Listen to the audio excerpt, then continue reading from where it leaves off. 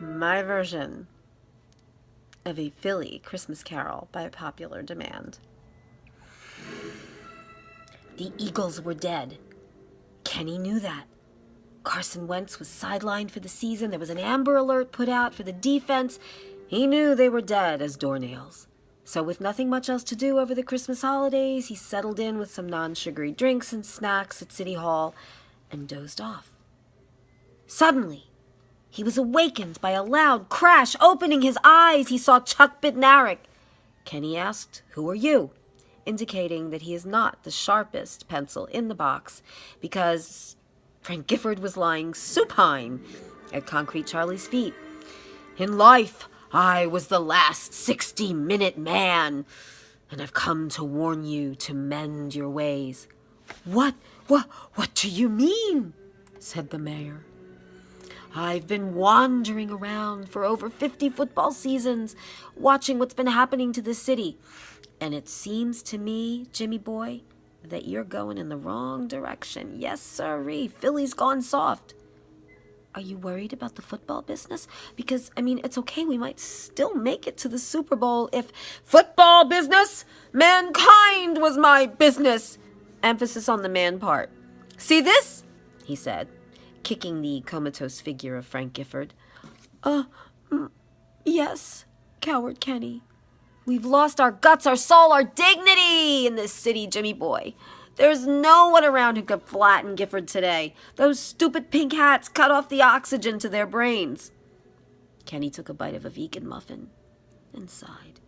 Bednarik continued, "I am here to help you get back to the Jimmy you once were, the one who wore feathers and glitter and eyeliner on New Year's Day like a real man. You will be haunted by 3 spirits tonight. The ghosts of Philly past, present, and future." He then picked up Gifford with one hand and with the other crashed through a locked door, even though an open window would have been a lot easier. He was that kind of guy. Kenny shook his head in disbelief.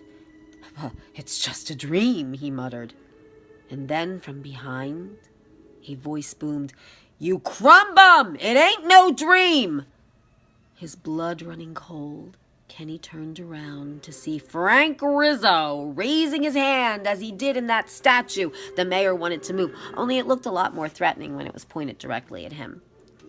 "I've been watching what yous have been doing to my city, Kenny, and I'm just sick of it."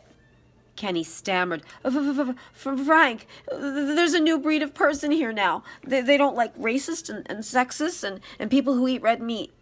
They got their Birkenstocks on my throat. I can't help it. I'm a South Philly guy too, but it's not easy these days." Rizzo rattled his nightstick. "Listen, you little crybaby. Stop caving into the commie pinkos. Be a man. And about those schools, stop listening to that Helen Gim lady. We need excellence in the public schools, and if the teachers can't do it, we'll send in a couple of police officers."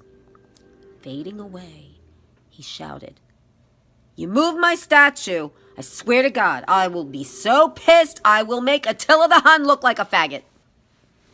This was not going well for Kenny.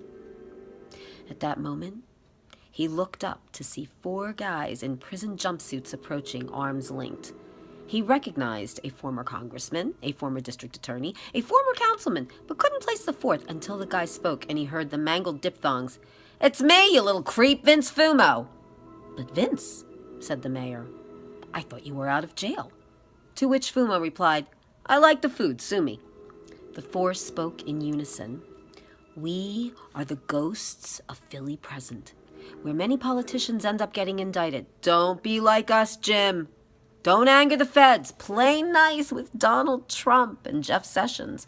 They don't like mouthy liberal progressives who keep people from drinking Pepsi but let them get stoned on weed and stink up the parks. Beware." And then they disappeared in a puff of marijuana smoke.